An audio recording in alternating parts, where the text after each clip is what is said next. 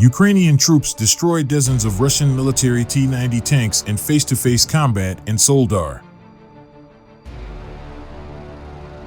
There may be worse ways to lose a tank, but the destruction of another T-90M breakthrough gives Russian leadership a lot to worry about.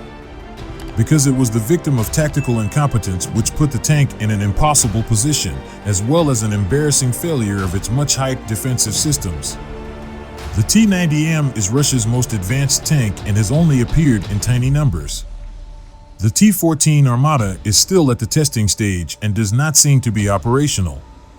An image of the smoking tank after the event is not enough to confirm a kill, but the drone video of the event shows the T-90M burning for a prolonged period, with smoke emerging from the vehicle interior.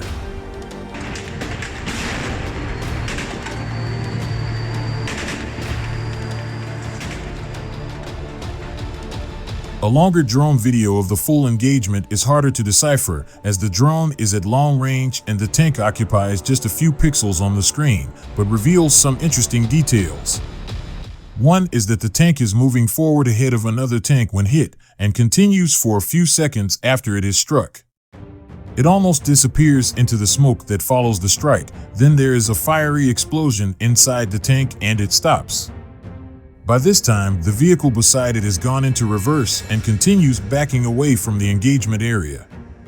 The explosion inside the T-90M would not leave any survivors. The turret hatches in the later video are open, so the commander and gunner may have bailed out and escaped when the tank was hit.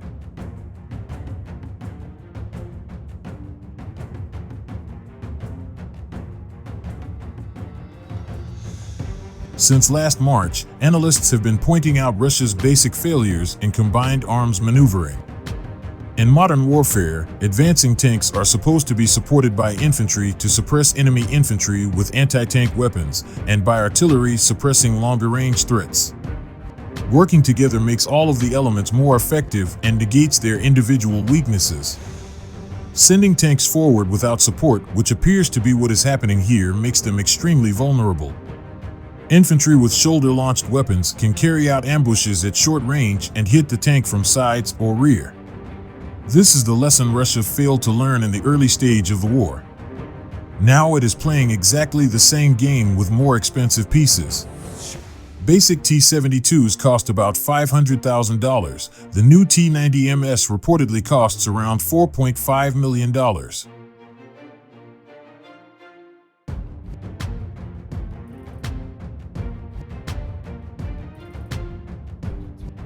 A closer look at the video shows a second vehicle farther away hit at the same time as the first. This also smokes badly, suggesting another kill. It is possible Russia lost two of its prized T-90MS at the same time. We do not know for sure what weapon destroyed the tanks. Two different stories are circulating, and both may be false. Ukrainian news says a Ukrainian soldier scored the kill with an AT-4 anti-tank weapon. If true, this would be very impressive. The Swedish-made Saab AT-4, sent by the US and Sweden, is a lightweight shoulder-launched anti-armor weapon. AT-4 is a pun on the weapon's 84mm caliber. It is an unguided weapon, weighing just 15 pounds, compared to 48 for the Javelin, with a range of 300 meters compared to the Javelin's 2000+. It is normally called an anti-armor rather than anti-tank weapon because the small warhead is not, usually, powerful enough to breach the frontal armor of modern main battle tanks.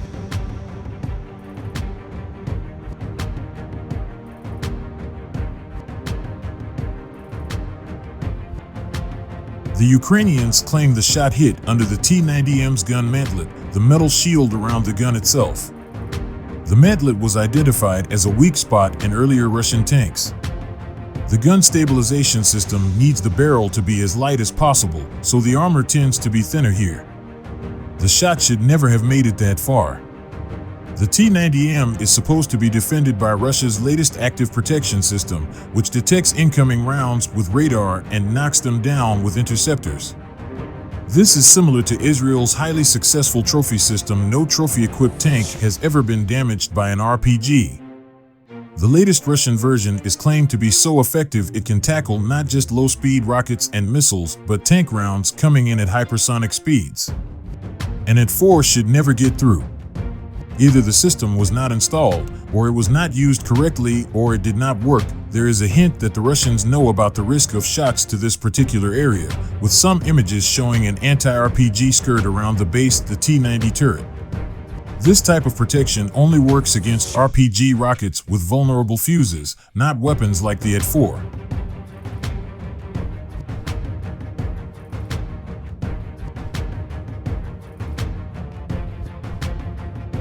If the At-4 claim is correct, the shooter must have had extremely steady nerves to wait until the tank was within range, knowing that he only had one shot. If he missed, the tank crew would return fire and kill him at once, as firing would make his position obvious. He then hit an extremely small, moving target, the gun mantlet, resulting in the destruction of the tank. In an alternative narrative, one analyst on Twitter says the T-90M was in fact destroyed by a top-attack smart artillery round, a type we first saw in July. However, the distinctive downward darting flame and smoke trail left by this type of munition does not seem to be visible on the drone video, so this explanation is also doubtful.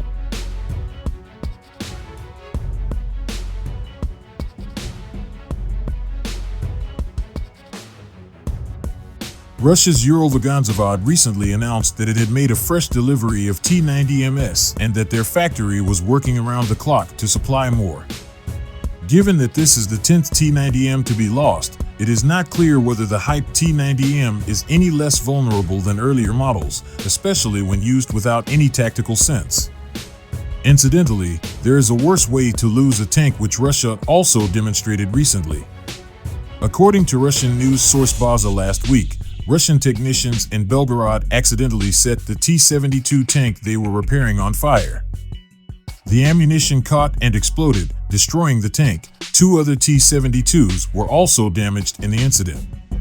As with the loss of the T-90M, the incident suggests deep-seated problems in the Russian military.